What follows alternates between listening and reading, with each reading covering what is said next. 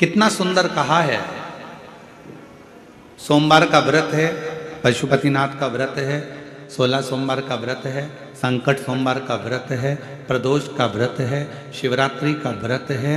उस दिन बेलपत्र को, जिस दिन आपका व्रत होता है उस दिन बेलपत्र को नहीं तोड़ा जाता। कितना सुंदर वर्णन है, जरा सुनिएगा। शिव महापुराण का, लिंग पुराण का ये वर्णन, शिव पुराण का, स्कंद पुराण का ये वर्णन ध्यान रखना। जिस दिन आपका सोमवार का व्रत है उस दिन बेलपत्र नहीं तोड़ा जाता। जिस दिन आपका पशुपतिनाथ का व्रत है उस दिन आप बेलपत्र नहीं तोड़ोगे वृक्ष से। जिस दिन आपका प्रदोष का व्रत है उस दिन बेलपत्र नहीं तोड़ोगे।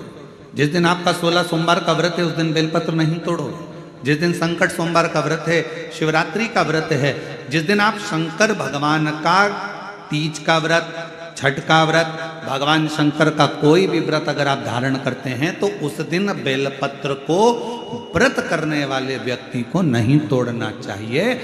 व्रत आज है तो बेलपत्र को एक दिन पहले तोड़कर रख लेना चाहिए। क्यों? ऐसा हमारा शास्त्र, हमारा विधान, हमारे पुराण, हमारे वेद क्यों वर्णन करते हैं? किस लिए वर्णन करते हैं? क्यों कहा गया कि प्रदोष के दिन, जिस दिन आपका व्रत है उस दिन आप कोई सा भी व्रत हो, आपका सोमवार का व्रत है, आपका शिव जी का अगर कोई व्रत कर रहे हो तो उस दिन आप भगवान शंकर को चढ़ाने के लिए बेलपत्र मत तोड़ो, एक दिन पहले तोड़ो। क्यों कहा गया? हमारे शास्त्र क्यों कहते हैं कि पशुपतिनाथ का व्रत कर रहे हो तो बेलपत्र को एक दिन पहले तोड़ना, सोमवार का व्रत कर रहे हो तो बेलपत्र को एक दिन पहले तोड़ना, प्रदोष का व्रत कर रहे हो तो एक दिन पहले व्रत को बेलपत्र को तोड़ना। एक दिन पहले उस बेलपत्र को क्यों तोड़ा जाता है? जिस दिन हमारा व्रत रहता है उस दिन हम बेलपत्र क्यों नहीं तोड़ सकते? तो हमारा शास्त्र कहता है, शिव महापुराण वर्णन करती है कि जिस बेलपत्र की पूजन आप साल भर में अगर एक दिन भी आपने बेलपत्र को जल चढ़ाया है, एक दिन भी बेलपत्र को नमन करा है, एक दिन भी बेलपत्र के वृक्ष को यदि तुमने पूजा है, साल भर में एक दिन भी आपने अगर बेलपत्र की आराधना करी है, तो आप जब जब सोमवार का व्रत रखती हो, प्रदोष का व्रत रखते हो, आप जब जब शिवरात्रि का व्रत रखते हो, आप जब संकट सोमवार का व्रत रखते हो, पशुपति व्रत रखते हो, तो तुम्हारे उस व्रत को सफल बनाने के लिए बेलपत्र का वृक्ष भी तुम्हारे लिए व्रत रखता है, जिससे तुम्हें उस फल की प्राप्ति।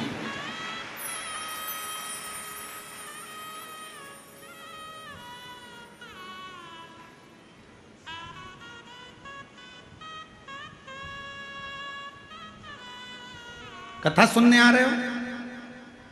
घर के बाहर बेलपत्र का पेड़ है, कथा श्रवण करने जा रही हूं, बेलपत्र का वृक्ष है। नहीं, आपको अगर कथा सुनने जा रहे हो तो बेलपत्र अगर चढ़ाना है तो एक दिन पहले आप बेलपत्र को उतारो। कथा सुनने के लिए जा रही हूं और बेलपत्र रास्ते में से तोड़ लिया, कथा में जाकर बैठ गई, बेलपत्र शिव पुराण को समर्पित कर दिया या कथा में समर्पित कर दिया, या विचार करा कि मेरा बेलपत्र व्यासपीठ तक जाएगा, झोली में डाल दिया।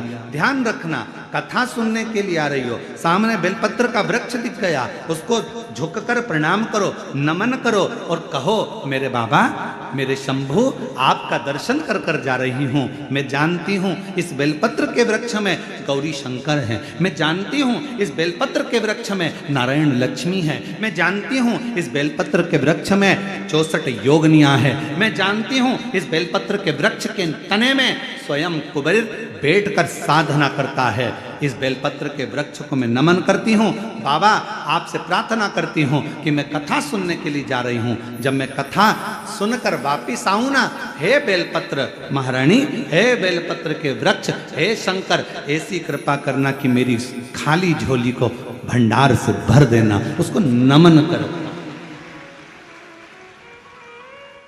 और हम क्या करते हैं? कथा सुनने जा रहे हैं तो बेलपत्र का वृक्ष अपने आंगन में है या बेलपत्र का वृक्ष रास्ते में पड़ गया, 4-6 बेलपत्र तोड़ लिए, कथा में जाकर बैठ गए, कथा सुन ली, बाद में बेलपत्र समर्पित कर, ना ना ना ना, आते समय बेलपत्र को नमन करते हुए